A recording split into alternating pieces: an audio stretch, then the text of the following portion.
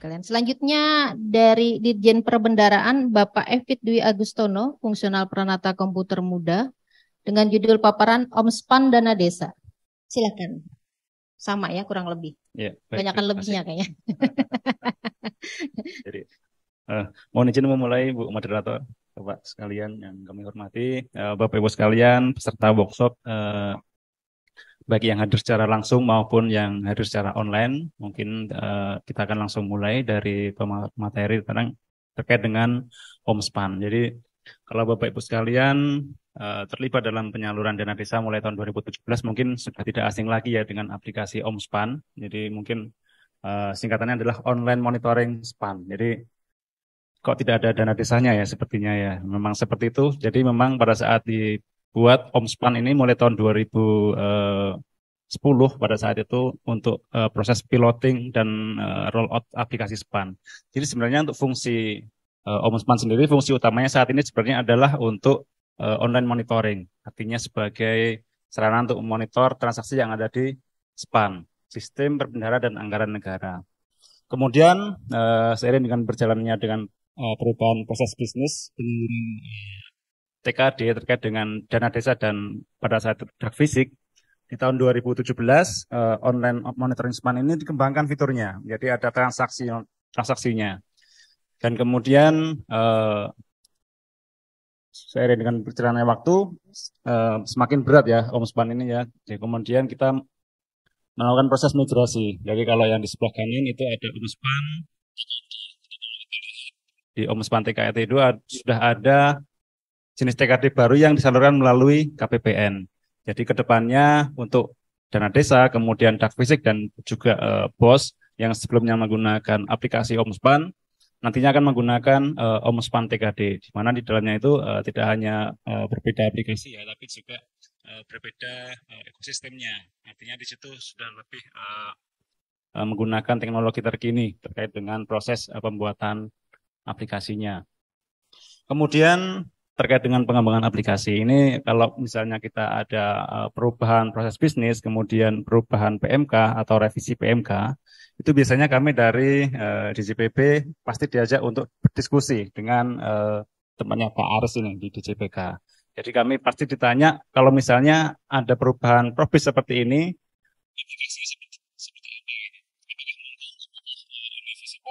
untuk diaplikasikan dalam sebuah sistem dan kemudian kami berdiskusi lebih lanjut. Oh, ini tidak bisa harusnya seperti ini kami. Jadi pada saat pembuatan draft atau konsep RPMK kami pasti diajak berdiskusi terkait dengan proses pembuatan sistemnya. Kemudian selanjutnya untuk user OMSPAN sendiri saat ini diakses di Dinas PMD. Jadi kalau memang sebelumnya di tahun 2017 sampai dengan 2019 itu user yang kami berikan hanya satu untuk Pemda yang pada saat itu mungkin lebih banyak digunakan oleh BPKAD karena di dalamnya ada proses input penyaluran SP2D BUD. Karena pada tahun 2017 sampai dengan 2019 penyaluran dan desa masih melalui RKUD, artinya masih ada proses pembuatan SP2D di BPKAD-nya. Kemudian di tahun 2020 kita menambahkan satu role user di DPMD. Ini juga atas masukan dari teman-teman atau di KPPN dan Pemda bahwa yang terlibat dalam proses penyaluran dan pelaporan dana desa ini tidak hanya di satu dinas, artinya di dinas BPKAD saja. Artinya di Pemda itu ada dinas pemberdayaan masyarakat desa atau mungkin yang kita buat role-nya itu di PMD. Walaupun penyebutannya sedikit berbeda di masing-masing daerah ya, tapi kita lakukan ada dua role di Pemda, role DPMD dan juga BPKAD. Kemudian selain di pengguna aplikasi OMSPAN yang utama itu ada pengguna data yang lainnya. Di situ ada KPK, BPK dan juga Ijen dan juga BPKP. Artinya semua data dana desa yang diinput Bapak Ibu sekalian di aplikasi OMSPAN, apakah itu data penyaluran dan juga data penyerapan, itu semuanya dipantau oleh lembaga pemeriksa keuangan. Di situ ada KPK dan BPK dan juga Ijen.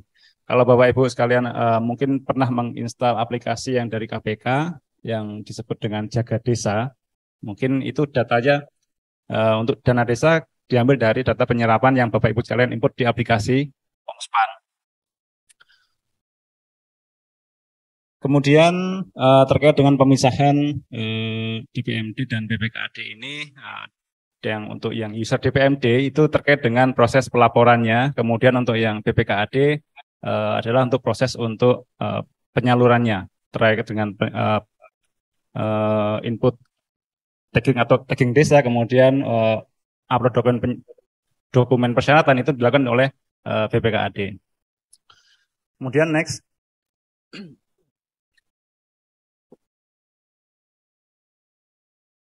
Kemudian seiring dengan berjalannya waktu ini data yang ada di Omspan ini cukup banyak ya. Ini ada data penyaluran BLT desa, kemudian data penggunaan dana desa, kemudian data penyaluran dan daftar alokasi pagu, kemudian dokumen persyaratan penyaluran. Ini semuanya ada di Omspan dan banyak dari kementerian, salah satunya dari Kementerian Kemenko PMK meminta untuk disupport datanya terkait dengan data penyaluran. Jadi di beberapa kementerian memang ada mengembangkan aplikasi, salah satunya di dashboard desa yang dikembangkan oleh Kemenko PMK. Data untuk penyalurannya disupport dari aplikasi Omspan.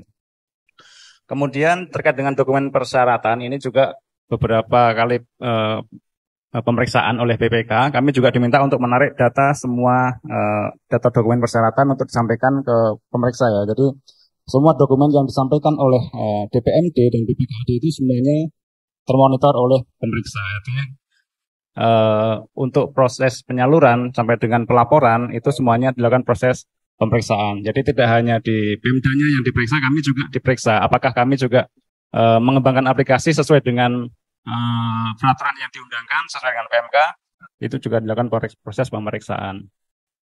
Kemudian selanjutnya ini adalah untuk proses jumlah alokasi ya. Kemudian next saja.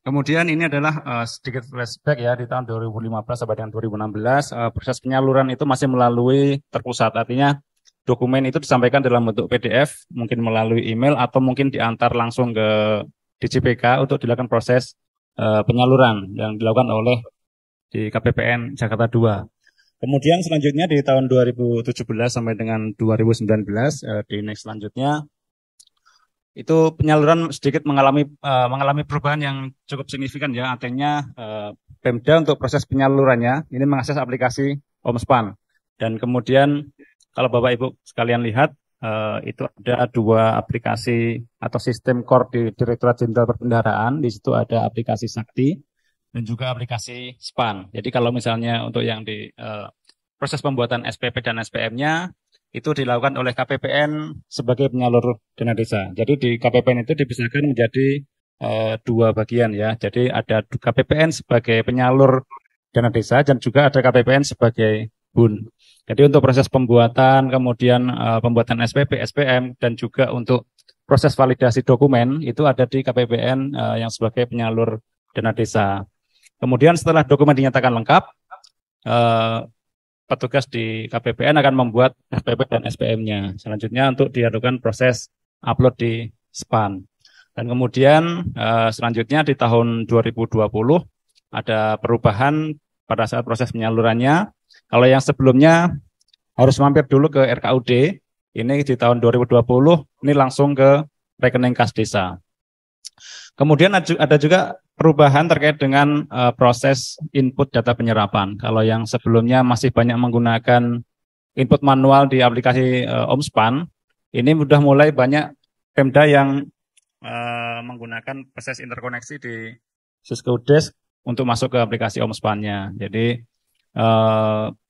sebenarnya untuk interkoneksi ini sendiri sudah dimulai dari tahun 2019, dikembangkan bersama dengan BPKP dan juga Kemendagri, dan baru kemudian di roll out atau diluncurkan di tahun 2019. Kemudian selanjutnya berikut ini persyaratan penyaluran dana desa ini mungkin sudah disampaikan sebelumnya ya di tahap 1, dan juga untuk BLT diminta untuk menyampaikan APBDes. Dan kemudian sedikit yang membedakan adalah proses penghitungannya ya. Kalau misalnya di tahun sebelumnya jumlah KPM itu menentukan pertahapannya. Jadi kalau misalnya di tahun 2023 ini pertahapan itu sudah ditentukan di awal karena dari awal sudah dipisahkan antara BLT dan juga non BLT-nya. Kemudian di tahap yang kedua, di slide sebelumnya, selain dokumen persyaratan, itu juga ada dua kondisi. Atau artinya ini yang harus dilakukan oleh Pemda ya di Omspan. Di situ ada proses penguncian data. Karena di situ akan menentukan berapa besaran potongan yang akan dilakukan di tahap yang kedua. Karena di situ ada proses pengalokasian sisa dana desa di tahun sebelumnya. Kemudian next. Ini adalah proses interkoneksi antara rekening di kas desa antara Omspan dengan Sakti ya. Ini sudah di next sekali. Di situ ada proses membaca data. Jadi Bapak Ibu sekalian kalau misalnya ada perubahan rekening kas desa, ini yang dilakukan adalah tidak bisa langsung mengganti di Omspan-nya.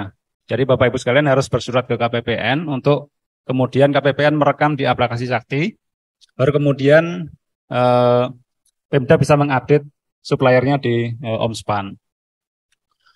Kemudian selanjutnya, dan di sini ada kertas kerja penyaluran dana desa. Ini kalau normalnya ada 3 kertas kerja. Kertas kerja tahap 1, tahap 2, dan tahap 3. Kemudian ada kertas kerja tambahan yaitu untuk BLT desa dan juga untuk kertas kerja desa minus. Dan kemudian untuk potongan, ini ada 2 potongan. Jadi potongan untuk sisa dana desa yang tidak dialokasikan kembali. Ini kalau misalnya tidak ada sisa dana desa kemudian tidak dialokasikan. Kemudian ada potongan yang lintas tahun. Jadi maksudnya potongan lintas tahun adalah potongan yang tidak cukup diperhitungkan di tahun sebelumnya. Kalau misalnya potongannya cukup banyak, misalnya ada potongan 1 miliar, sehingga kemudian di tahun ini untuk tahap 2 dan tahap 3-nya mungkin hanya 600 miliar, 600 juta maksud saya. Dan kemudian 400 jutanya akan dipotong di tahun berikutnya. Ini menggunakan potongan lintas tahun.